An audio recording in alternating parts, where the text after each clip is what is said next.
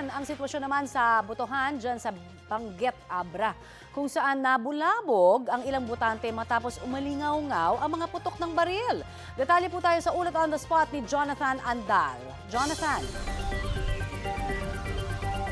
Connie, dalawa ang nasa ospital ngayon matapos umalingaw-ngaw yung mga putok ng baril sa Barangay Sagap dito sa bayan ng Benguet sa Abra. Ipapakita ko sa iyo, Connie, itong viral na cellphone video kung saan maririnig yung sunod-sunod na putok ng baril at yung sigawan ng mga botante.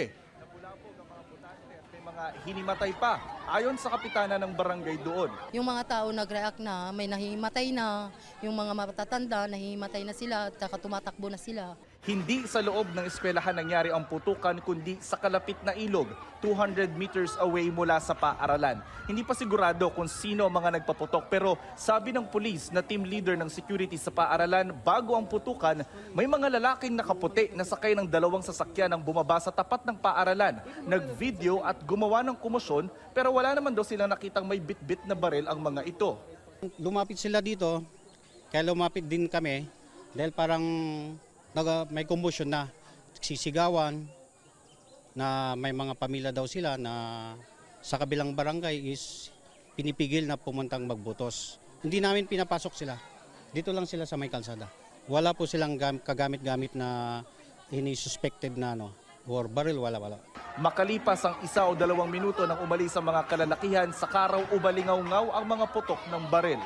Yung sasakyan nila dumaan sa may ilog tapos biglang may nagpaputok doon. Hinabol nila sir pero hindi na nila nahabol. Opo sir, taga rito rin sila. Hindi ko lang alam sir, baka bulabugin nila yung mga tao na buboto. Ngayon lang nangyari to. Nagdagdag na ng puwersa ang pulisya sa Sagap Elementary School. Itinuloy naman ulit ang botohan doon. Connie, sabi ng hepe ng Benguet Police, yung dalawang biktima na tinamaan ay may tama ng bala sa balikat at sa likod. Hindi pa alam kung sila ay sadyabang binaril o tinamaan lang ng ligaw na bala kasi hindi pa sila nakukunan ng salaysay ng mga pulis dahil sila po ay nasa ospital pa sa mga oras na ito. Yan muna ang latest mula rito sa Benguet, Abra. Ako po si Jonathan Andal ng GMA Integrated News. Dapat totoo para sa eleksyon 2025. Jonathan, nabanggit nga ng isa sa mga na-interview mo kanina na unang beses pa lang naman ito nangyari. Nagkaroon ba ng effect na takot kaya doon sa mga nakapila na dyan, na mga boboto para hindi na sila tumuloy o maayos naman ang botohan pa rin hanggang sa mga oras na ito, Jonathan, dyan? Saglit na natigil, Connie, yung botohan kasi nga nagtakbuhan yung mga botante.